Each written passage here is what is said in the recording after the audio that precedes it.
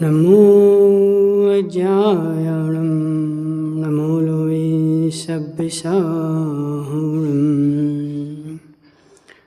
पंच परमेष्टि भगवान को, अनंत अनंत सिद्ध परमेष्टि भगवान के, 1008 देवादेव आदिनाथ भगवान के, 1008 देवादेव श्री राम भगवान के, आचार्य भगवान रवि सेन स्वामी के, आचार्य भगवान विद्यासागर जी महाराज के, आचार्य भगवान विशुद्ध सागर जी महाराज के,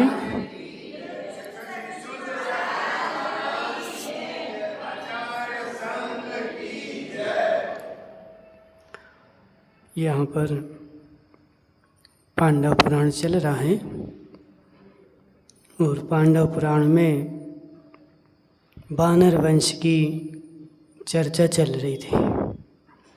उस वानर वंश में श्रीकंठ, वज्रकंठ, वज्रप्रभ आदि आदि राजा हुए थे और उनके ही वंश में अमरप्रभ नाम का राजा हुआ था। उसने 6 खंडों को जीत करके और वही लौट करके आया था और फिर उसको वैराग्य हो गया था और उसने अपने बेटे कपिकेतु को राज्य दे करके और वह दीक्षा धारण कर ली थी। इसके बाद और भी बहुत सारे राजा हुए क्रम से। उनके बाद उसी वानर वंश में एक राजा हुआ जिसका नाम था विद्युतकेश। क्या नाम था? विद्युतकेश, ठीक है ना। वह विद्युतकेश जो राजा था वह थोड़ा सा प्रचलित में आया है, ठीक है। उसके बारे में अपन देखते हैं। वह जिसकी सूक्ष्म रेखाएं थीं कभी अंतर्हित हो जाती थी और कभी प्रगट दिखाई देती थी, ऐसी वह रानी के साथ एक दिन क्रीड़ा करने के लिए वन में गया था। और इस प्रकार राक्षसों का राजा विद्युतकेश अनेक स्त्रियों के बीच बैठकर क्रीड़ा कर रहा था। अथानंतर राजा विद्युतकेश की रानी श्री चंदा इधर क्रीड़ा में लीन थी कि उधर किसी वानर ने आकर के उसके ऊपर आक्रमण कर दिया। वानर वंशी था, वन में खेलने के लिए गया था तो बहुत सारे वानरों के साथ खेल रहा था, क्रीड़ा कर रहा था। तो बहुत सारे वानरों में कोई कोई वानर उपद्रवी होता है, ठीक है ना। तो कोई ऐसा वानर था जो उपद्रवी था, तो उस उपद्रवी वानर ने रानी क्या बताया ना, श्रीचंदा, ठीक है, रानी श्रीचंदा के ऊपर आक्रमण कर दिया और आक्रमण करके उसको नाखूनों से लौंच लिया, ठीक है। जिस वानर ने उसको नाखूनों के द्वारा विदीर्ण किया था वह स्वभाव से ही आविनी था। क्रोध से उत्पन्न खेद को प्राप्त हो रहा था। उसके नेत्र विकृत दिखाई देते थे। तदनंतर अपनी प्राण वल्लभा के शरीर से खून निकलता देख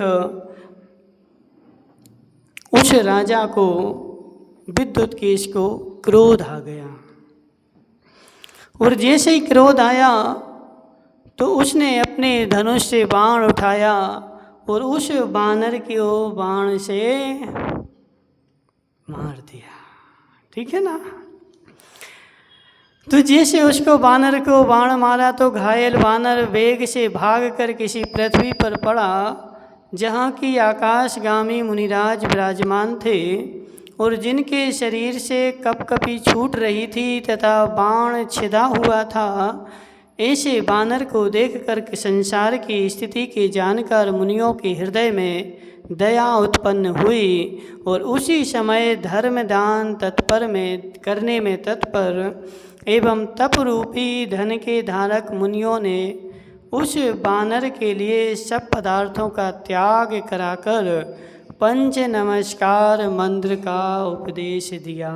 वही जो बानर था उसको बाण लग गया और बाण लगा तो वह जंगल की ओर भागा और भाग करके उस जंगल में मुनिराज ध्यान कर रहे थे। जब होनहार अच्छी हो निमित्त भी अच्छे मिल जाते हैं और होनहार बुरी हो तो निमित्त भी खोटे ही मिलते हैं। अब वो बानर था तो स्वभाव से उपद्रवी, लेकिन उपद्रवी होने के बाद भी उसकी होनहार अच्छी थी। तो होनहार अच्छी होने के कारण मरते समय देखो जिस सबसे ज़्यादा महत्वपूर्ण होता है, सारे जीवन भर हमने क्या किया यह ज़्यादा महत्वपूर्ण नहीं रखता है। मरते समय हमारे परिणाम कैसे रहे, मेरी होनहार कैसी रही, मेरी भवितव्यता कैसी रही।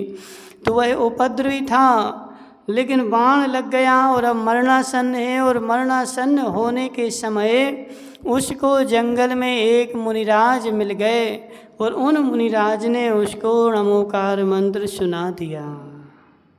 ठीक है। उसके फलस्वरूप वह बानर योनि में उत्पन्न हुए, अपने पूर्व विकृत शरीर को छोड़कर क्षण भर में उत्तम शरीर का धारी महोदधि कुमार नामक भवनवासी देव हो गया। देखो कहाँ से कहाँ चला गया। मरते समय परिणाम सुधर गए और उसको नमोकार मंत्र सुनाया और नमोकार मंत्र सुनाया तो उसने उसको सुन भी लिया। यदि होनहार खराब हो पंडित जी तो सुनता भी नहीं है। ठीक है ना, कान बंद कर लेगा, कान बंद नहीं करेगा तो उपयोग नहीं लगाएगा।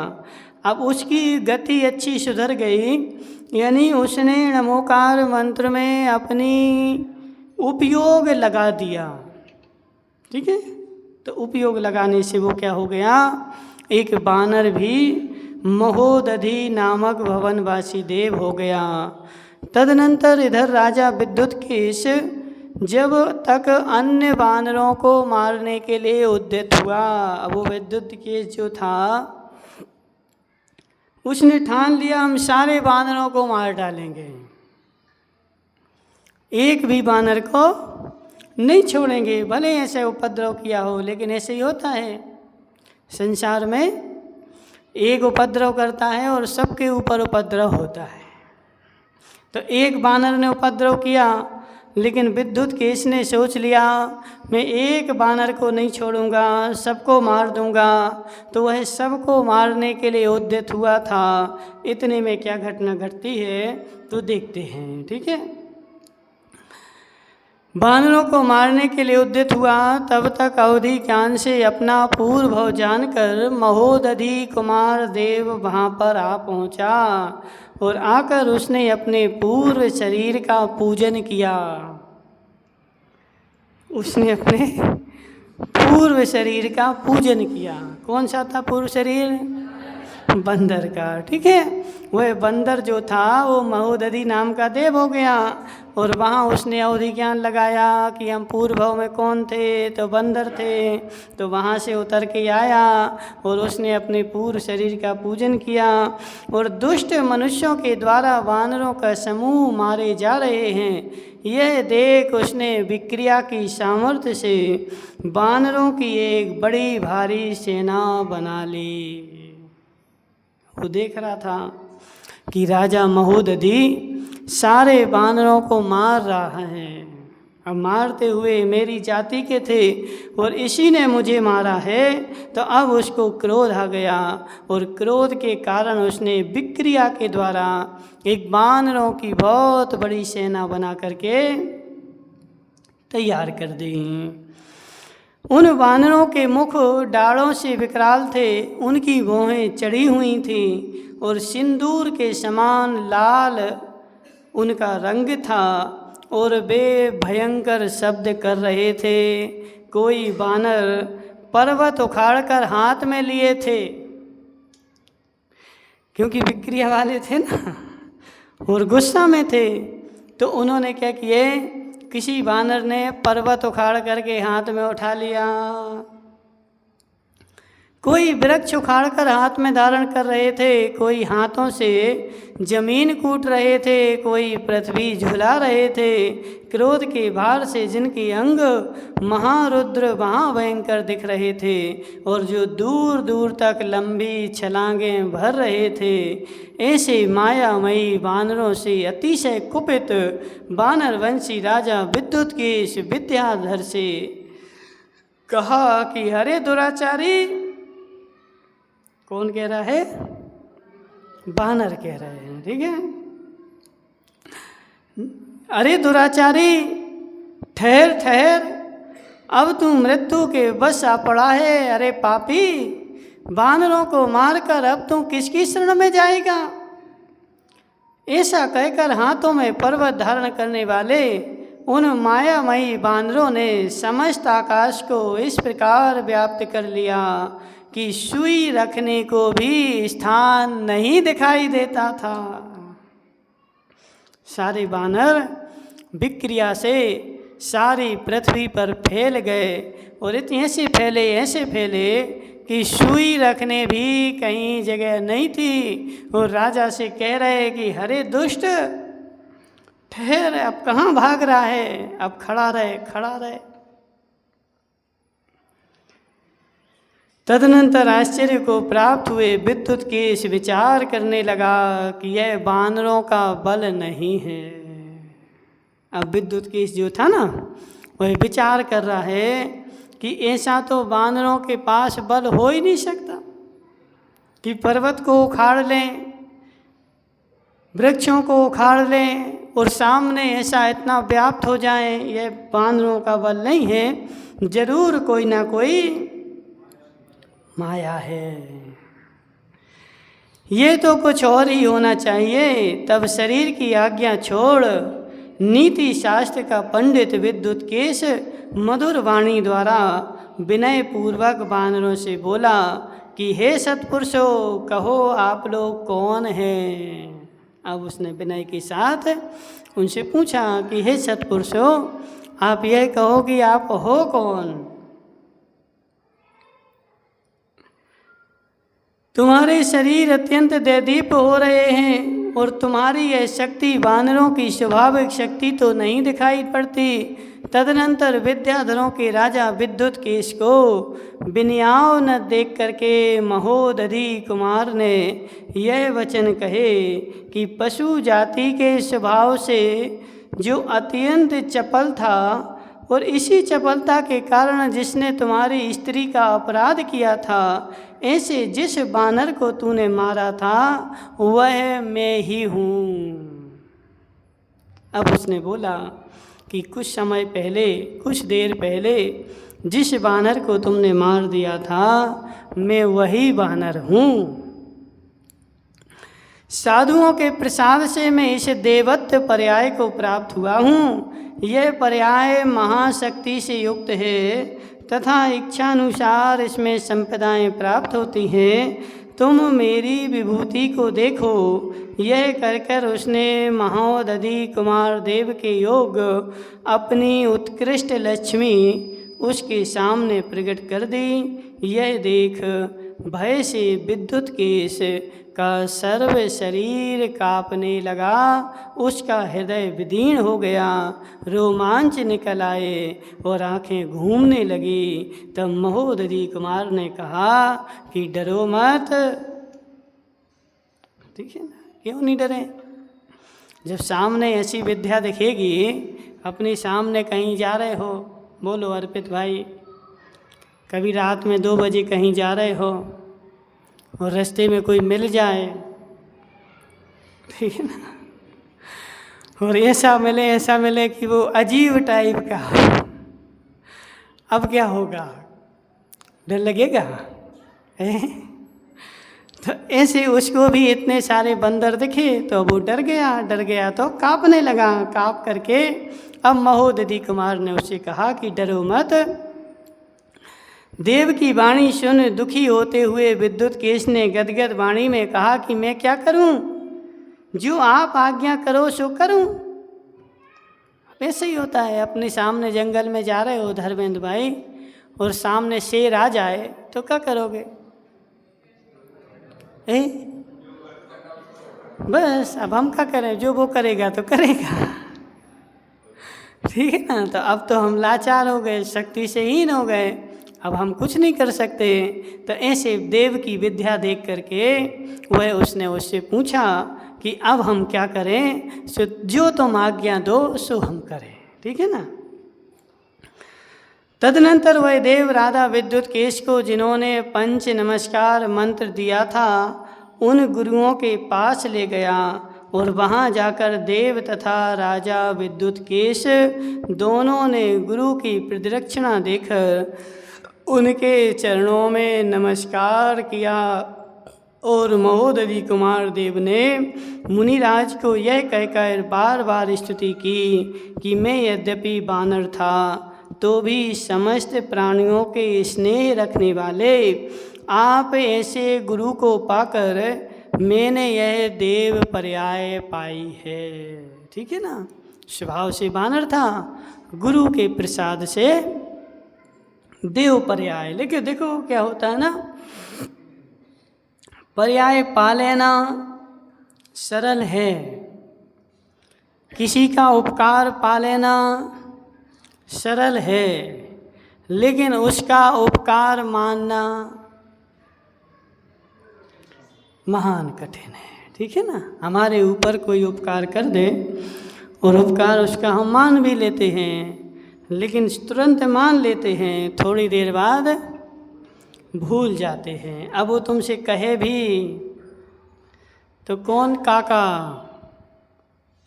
कहाँ से आए तुम, कहाँ रहते हो, ठीक है ना। तो ऐसा है। तो गुरु के पास जाकर प्रदक्षिणा देकर गुरु के चरणों में नमस्कार किया और महोदधि कुमार देव ने मुनिराज की यह कहकर बार बार स्तुति की कि मैं यद्यपि बानर था तो भी समस्त प्राणियों से स्नेह रखने वाले आप गुरु को पाकर के देवत्व पर्याय मैंने प्राप्त की है। यह कहकर उसने महामालाओं से मुनिराज की पूजा की तथा चरणों में नमस्कार किया। यह आश्चर्य देखकर विद्युतकेश ने मुनिराज से पूछा कि हे देव, मैं क्या करूं? इस देव ने तो तुम्हारी पूजा की, अब हमारे लिए भी कुछ ऐसा बताओ कि हमारे पाप कट जाएं। मेरा क्या कर्तव्य है? इसके उत्तर में मुनिराज ने निम्नांकित हितकारी वचन कहे कि 4 ज्ञान के धारी हमारे गुरु पास में ही विद्यमान हैं, सो हम लोग उन्हीं के समीप चले, यही सनातन धर्म है। मुनिराज ने क्या कहा?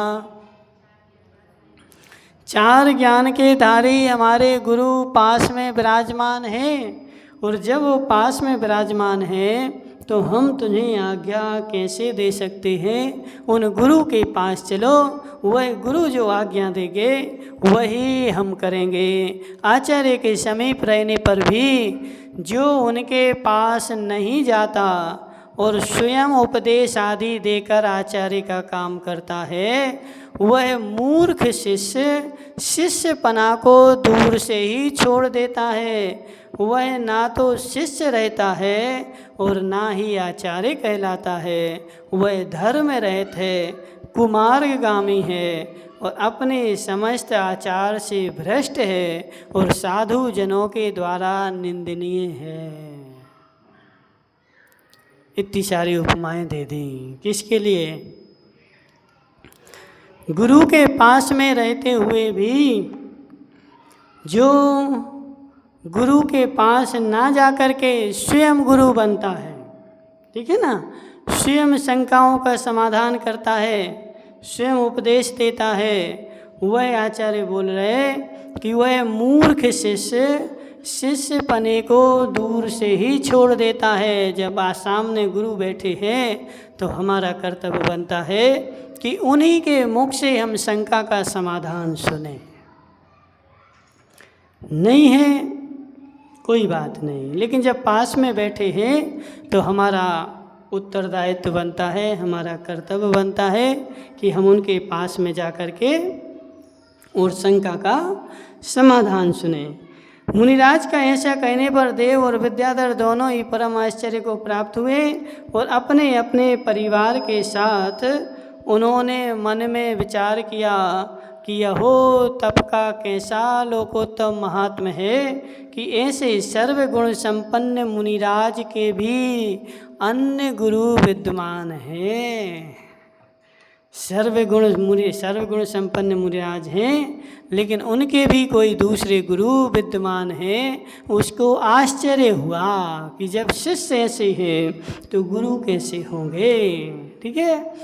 तदनंतर धर्म के लिए जिनका चित्त उत्कंठित हो रहा था, ऐसे देव और विद्याधर उक्त मुनिराज के साथ उनके गुरु के समीप गए और वहाँ जाकर उन्होंने बड़े आदर के साथ प्रदक्षिणा देकर गुरु को नमस्कार किया।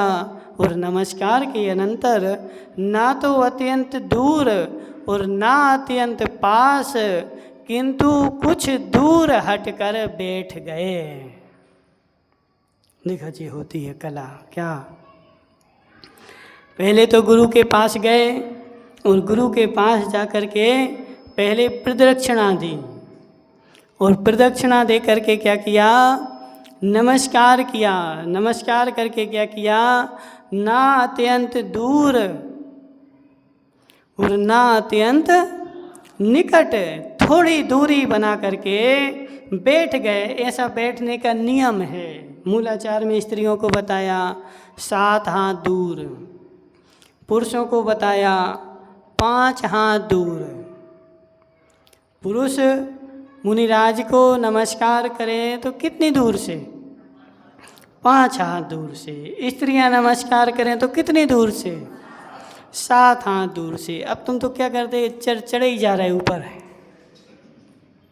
बोले महाराज ऊपर चढ़ जाएंगे तो ज़्यादा आशीर्वाद मिलेगा, दूर करेंगे तो कम मिलेगा।